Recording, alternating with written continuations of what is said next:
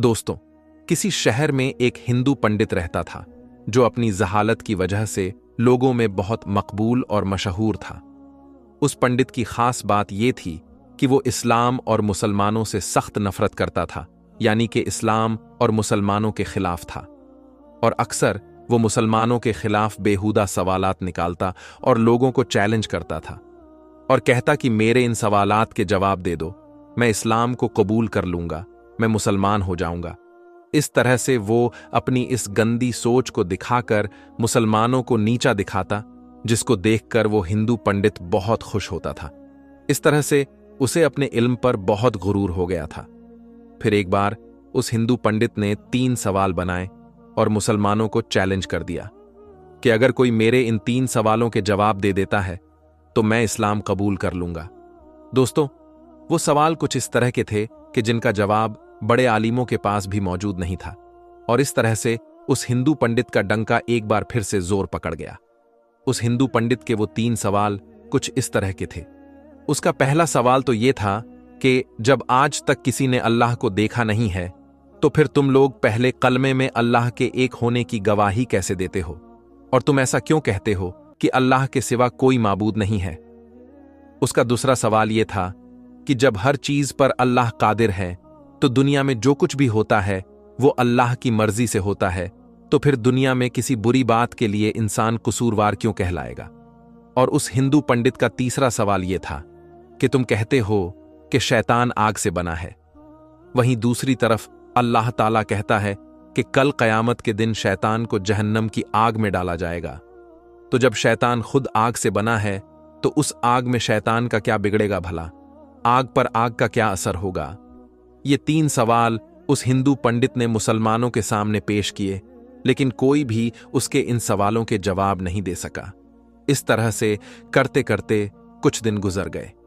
एक दिन वो हिंदू पंडित किसी काम से अपने घर से बाहर निकला। अभी वो कुछ दूर गया ही था कि उसका गुजर एक दरवेश के पास से हुआ, जो कि जमीन पर बैठा हुआ मिट्टी के बड़े बड़े गोले बना रहा था। जैसे ही वो हिंदू पंडित उसके पास से गुजर रहा था, तो फकीर ने उसको आवाज दी और अपने पास आने को कहा। वो पंडित उस दरवेश फकीर के पास चला आया। दरवेश ने कहा कि हमने सुना है कि तुम्हारे कुछ सवाल है जिनका आज तक कोई भी जवाब नहीं दे पाया।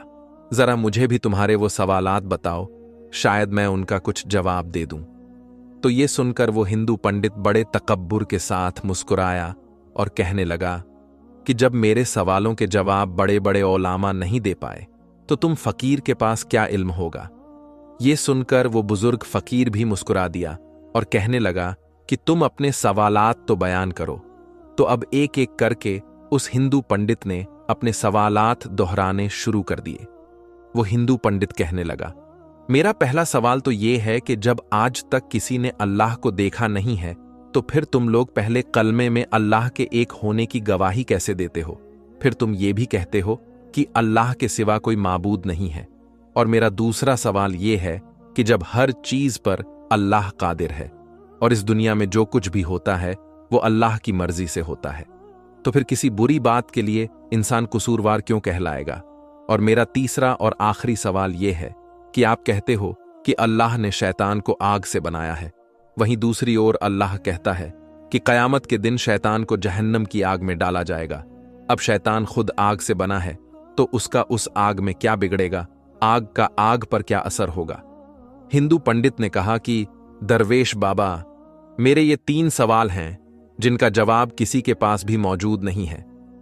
ये सुनकर वो बुजुर्ग दरवेश काफी देर तक उस हिंदू पंडित को देखते रहे और कुछ सोचते रहे। ये देखकर वो हिंदू पंडित मन ही मन खुश हो रहा था, जिसका अंदाजा उसकी मुस्कुराहट से लग रहा था। फिर एकदम उस बुजुर्ग दरवेश ने अपने हाथ में मौजूद मिट्टी का वो बड़ा सा गोला उस पंडित के सर पर दे मारा। उस गोले के लगते ही उसके सर से खून निकलने लगा। पंडित उठ खड़ा हुआ और कहने लगा, तुमने ये जुल्म मुझ पर क्यों किया है, तुमने मुझको क्यों मारा है। मैं इस ज्यादती की शिकायत शहर के काजी से जाकर करूंगा और आपको अदालत में पेश होना पड़ेगा। इतना कहकर वो हिंदू पंडित सीधा काजी साहब के पास पहुंच गया और अपना मुद्दा बयान कर डाला। उस पंडित के सर से अभी भी खून बह रहा था और तकलीफ से उसका बुरा हाल हो रहा था। खैर, उसके बाद बुजुर्ग दरवेश को भी काजी साहब के सामने पेश किया गया। उसके बाद काजी साहब ने पूछा कि हजरत, आपने किस वजह से इसको मारा है? तो ये सुनकर बुजुर्ग फकीर ने कहा, मैंने तो इस पंडित के सवालों के जवाब दिए हैं जो इसने मुझसे पूछे थे। अब ये बिना वजह ही मुझ पर इल्जाम लगा रहा है। ये सुनकर अदालत में मौजूद हर शख्स हैरान हुआ, क्योंकि उस हिंदू पंडित के तीनों सवालों के बारे में हर कोई जानता था। इसीलिए वो हैरान हुए कि इसको मारने से वो सवालों का जवाब कैसे मिल गया। इतने में काजी साहब कहने लगे कि अच्छा बताओ, कहां हैं इसके सवालों के जवाब? हमें तो कहीं पर कोई जवाब नजर नहीं आ रहे हैं। इस पर वो बुजुर्ग दरवेश फरमाने लगे, काजी साहब, इसने मुझसे पहला सवाल यह किया था कि जब अल्लाह दिखाई नहीं देता है तो फिर तुम कैसे उसकी मौजूदगी की गवाही देते हो? इसके इस सवाल का जवाब मुझ पर लगाए गए इसी इल्जाम में है। यह कह रहा है कि मेरे सर में चोट लगने से दर्द हो रहा है, लेकिन क्या इसके पास इस बात का कोई गवाह मौजूद है? तो यह सुनकर वो पंडित कहने लगा कि इस बात का गवाह कैसे हो सकता है? मैं कह तो रहा हूं कि मुझे दर्द हो रहा है। बुजुर्ग दरवेश ने कहा, मगर हम कैसे मान लें कि तुम्हें दर्द हो रहा है? यह सुनकर वो हिंदू पंडित कहने लगा, जनाब, मुझे दर्द महसूस हो रहा है, इसीलिए मैं कह रहा हूं कि मुझे दर्द हो रहा है। यह सुनकर बुजुर्ग दरवेश ने फरमाया कि ठीक इसी तरह जैसे तुम्हारा दर्द दिखाई नहीं दे रहा है मगर तुमको महसूस हो रहा है, वैसे ही हमें अल्लाह दिखाई नहीं देता है, लेकिन अल्लाह को हम हर वक्त अपने साथ महसूस करते हैं, क्योंकि इस दुनिया में अल्लाह के कुदरत के नज़ारे हर जगह पर जगमगा रहे हैं और हर जगह पर अल्लाह मौजूद है। ये सुनकर वो हिंदू पंडित कहने लगा, चलो मान लिया कि मेरे पहले सवाल का जवाब मुझको मिल गया, अब मुझे मेरे दूसरे सवाल का जवाब भी दे दीजिए। ये सुनकर वो बुजुर्ग बाबा बोले, तुम कहते हो कि जो भी करता है वो अल्लाह ही करता है, तो फिर किसी बुरे काम का कसूरवार कोई इंसान कैसे कहलाएगा? अब तुम्हारे इस सवाल का जवाब भी इसी इल्जाम में मौजूद है जो तुमने मुझ पर लगाया है। जब सब अल्लाह ने किया है तो फिर इसमें मेरा क्या कसूर है? तुमने मुझ पर इल्जाम क्यों लगाया है? अब उसके दूसरे सवाल का जवाब भी उसके सामने था। यह सुनकर वो हिंदू पंडित कहने लगा, अच्छा चलो मान लिया कि मुझे मेरे दूसरे सवाल का जवाब भी मिल गया, लेकिन क्या आपके पास मेरे तीसरे सवाल का जवाब मौजूद है? वो बुजुर्ग दरवेश कहने लगे, तुम्हारा तीसरा सवाल यह है कि शैतान आग से बना है और अल्लाह कहता है कि कयामत के दिन शैतान को आग में डाला जाएगा, तो उस आग में शैतान का क्या बिगड़ेगा? आग का आग पर क्या असर होगा? अब तुम ये बताओ कि तुम किस चीज से बने हो? वो हिंदू पंडित कहने लगा, मैं मिट्टी से बना हूं। तो ये सुनकर बुजुर्ग दरवेश पूछने लगा कि वो गोला जो मैंने तुम्हारे सर पर मारा था वो किस चीज से बना था? तो पंडित कहने लगा, वो भी मिट्टी का बना हुआ था। इस पर बुजुर्ग ने कहा, बिल्कुल ठीक, जैसे तुम मिट्टी से बने हो और वो गोला भी मिट्टी से बना था जिससे तुम्हारा सर फट गया है। अब अगर तुम ये कहते हो कि शैतान आग से बना है और कयामत के दिन जब उसको जहन्नम की आग में डाला जाएगा तो उस आग का शैतान पर क्या असर होगा? तो इस तरह से तुम्हें भी मिट्टी के गोले से कुछ नहीं होना चाहिए था, लेकिन तुम्हारा तो सर जख्मी हो गया। बिल्कुल ऐसे ही कयामत के दिन दोजख की आग शैतान को जलाकर राख कर देगी, शैतान को तड़पा कर रख देगी। वो हिंदू पंडित ये सुनकर बहुत ही हैरान हुआ, और यही नहीं बल्कि उस अदालत में मौजूद हर शख्स ये सुनकर बहुत हैरान था कि किस तरह एक बुजुर्ग दरवेश, एक फकीर बाबा ने एक हिंदू पंडित को लाजवाब कर दिया। उसके बाद वो हिंदू पंडित वहीं अदालत में कलमा पढ़कर मुसलमान हो गया। प्यारे दोस्तों, बेशक अल्लाह ताला बहुत करीम है, जिसको चाहे जहां पर चाहे हिदायत दे दे।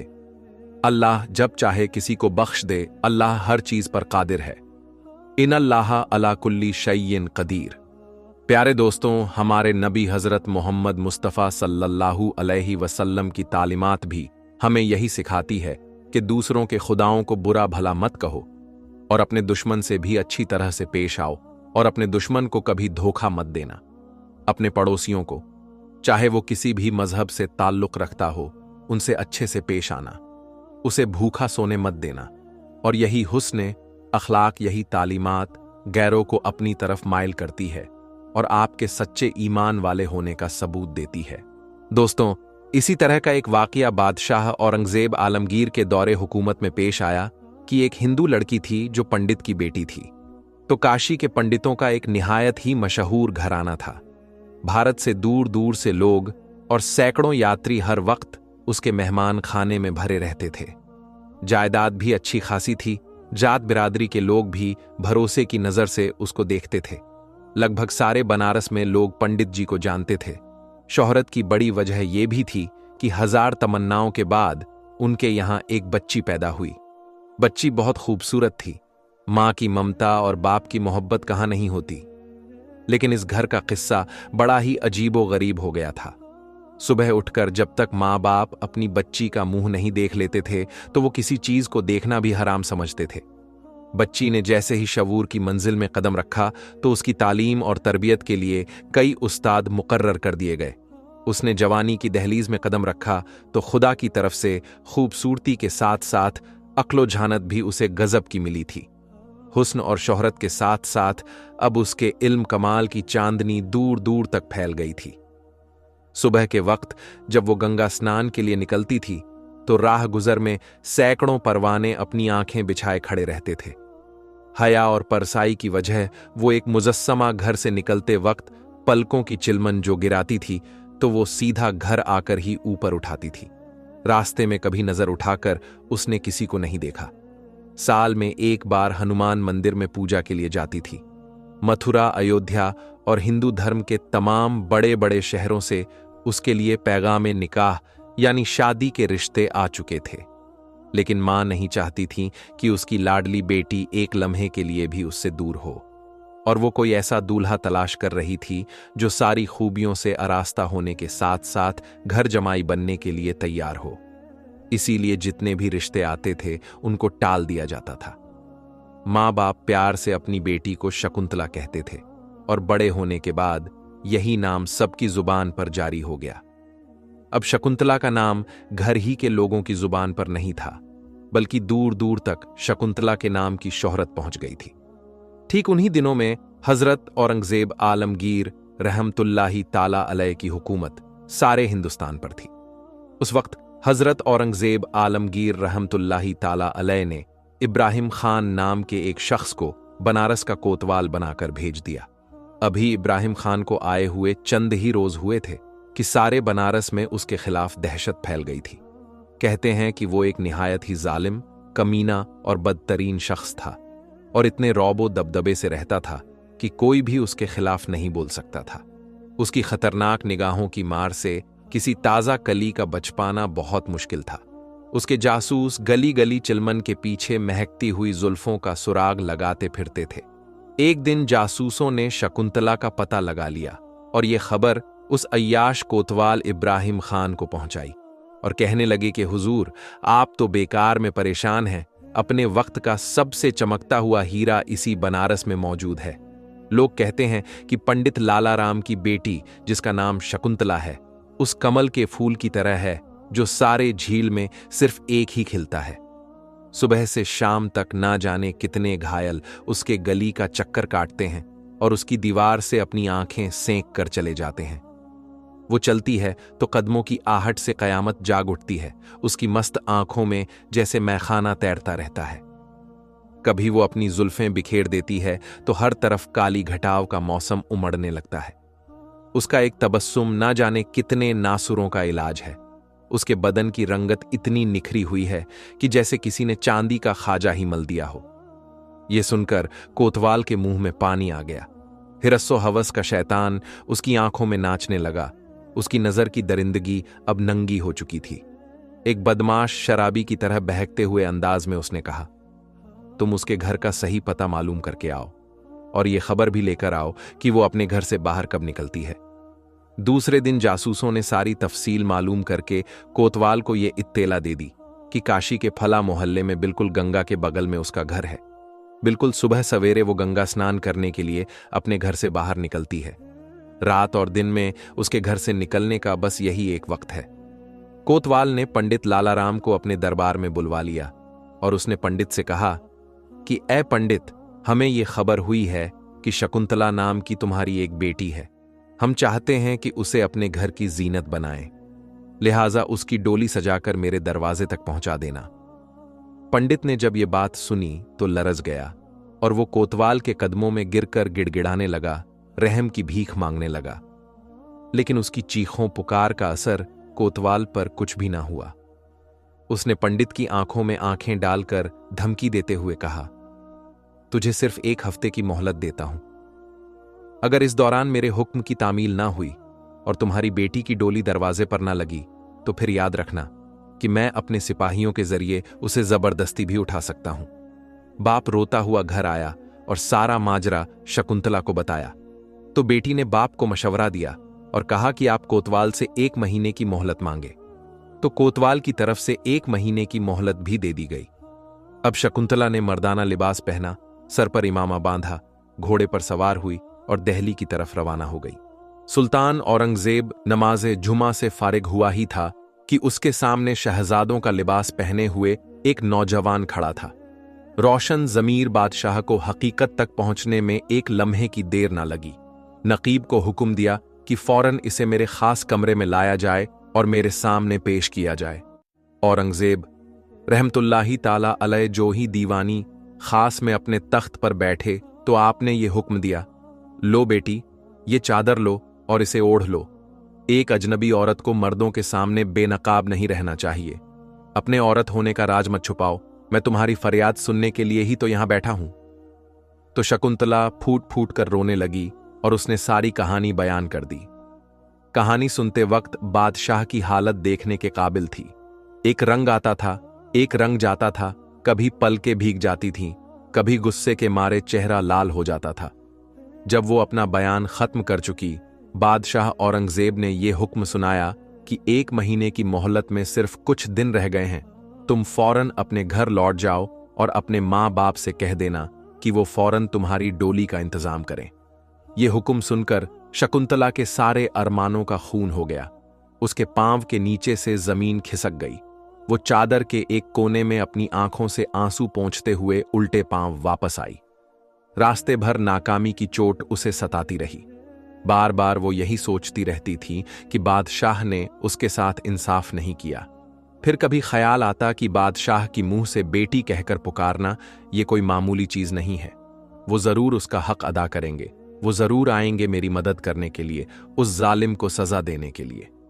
जो तारीख मुकर्रर यानी जो तारीख तय की थी, उसी तारीख पर शकुंतला की डोली तैयार हो गई। सारे शहर में कोतवाल के जुल्म की भयानक दहशत तारी थी। बूढ़ा कोतवाल खुशी से फूले नहीं समा रहा था। शहर की सबसे खूबसूरत लड़की और मलकाए हुस्न आज उसके घर की जीनत बनने जा रही थी और वो अपनी हवस की प्यास बुझाने जा रहा था। किसी ने खबर दी कि शकुंतला की डोली बहुत करीब आ चुकी है। बस चंद ही कदमों के फासले पर अब उसकी डोली दिख रही है। बूढ़ा कोतवाल पैसे लुटाने में मशरूफ हो गया। बनारस के भिखारियों में एक लूट मच गई। कोतवाल का गुरूर और जाग उठा। पैसे लुटाता लुटाता डोली के करीब पहुंच गया और जब उसकी नजर उठती है तो सामने शहनशाह ये हिंद औरंगजेब आलमगीर खड़े थे। कोतवाल ने जैसे ही देखा तो खौफ से कांपने लगा। दहशत के मारे सारे जिस्म का खून सूख जाता है, मूर्ति की तरह बेहरकत होकर रह जाता है।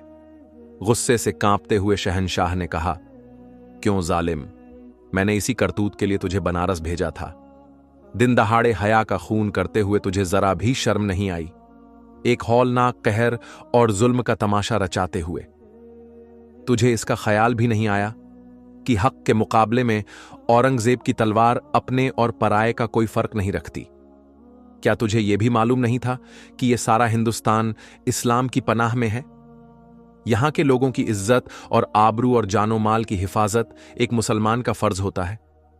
गुस्से के मारे बादशाह औरंगजेब आलमगीर का चेहरा लाल होकर रह गया था। आंखों से अंगारे फूट रहे थे और एक कोतवाल था जिसका खून खुश्क होता जा रहा था। तभी दिल्ली से चला हुआ फौजी दस्ता भी आ पहुंचा। कोतवाल की तरफ इशारा करते हुए बादशाह ने हुक्म दिया कि इस पापी को इसके बुरे कर्मों की सजा दो ताकि दूसरों के लिए इसका अंजाम एक इबरत बन जाए। चुनांचे ऐसा ही हुआ। उसके दोनों पांव अलग अलग हाथी को बांध दिए गए, यानी उसके दोनों पांव अलग अलग करके 2 खूंखार हाथियों की टांगों से बांध दिए गए और पूरी ताकत के साथ हाथियों को अलग अलग सिमत में दौड़ाया गया, यहां तक कि जमीन पर उस कमीने के रेजे रेजे बिखर गए। सारा बनारस औरंगजेब के रहमो इंसाफ से गूंज रहा था।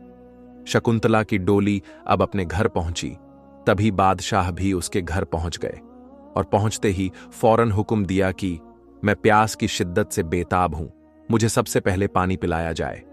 मैं उस दिन से प्यासा हूं जिस दिन से शकुंतला ने मेरे सामने अपनी फरियाद पेश की थी। उसी दिन मैंने अपने खुदा से पक्का वादा कर लिया कि जब तक मैं एक मजलूम ब्राह्मण को उनका इंसाफ नहीं दिलाऊंगा, तब तक अपने हलक के नीचे पानी का एक कतरा भी नहीं उतारूंगा। शकुंतला ने दोशालय यानी चादर से अपना मुंह छुपाते हुए कहा, भारत के स्वामी, मुझे पूरा विश्वास था कि आपने जिसे अपनी बेटी बनाया है उसकी लाज बचाने के लिए आप जरूर आएंगे। अपनी महबूब रियाया के साथ ये अन्याय आपसे हरगिज देखा ना जाएगा, इसलिए मैंने अपनी जमीन में एक चबूतरा पहले से ही बनवा दिया था, ताकि हमारे शहंशाह जब यहां आएंगे तो नमाज पढ़ने के लिए कोई जगह उनको तलाश करनी ना पड़े। हजरत औरंगजेब रहमतुल्लाही ताला अलैह पहले वजू करके शुक्राने की 2 रकात नमाज अदा करते हैं, उसके बाद कुछ खाना खाते हैं।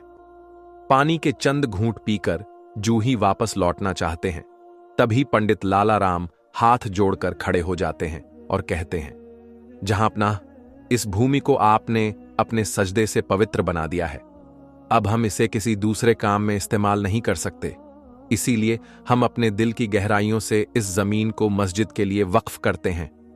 शहंशाह ने उसके उस ऐलान का शुक्रिया अदा करते हुए एक तांबे के पत्र पर एक तहरीर लिखकर दे दी कि इस मस्जिद के मुतावल्ली यानी इस मस्जिद के इंचार्ज हमेशा उसी खानदान के लोग रहेंगे, और आज भी गंगा के किनारे ये मस्जिद खड़ी है।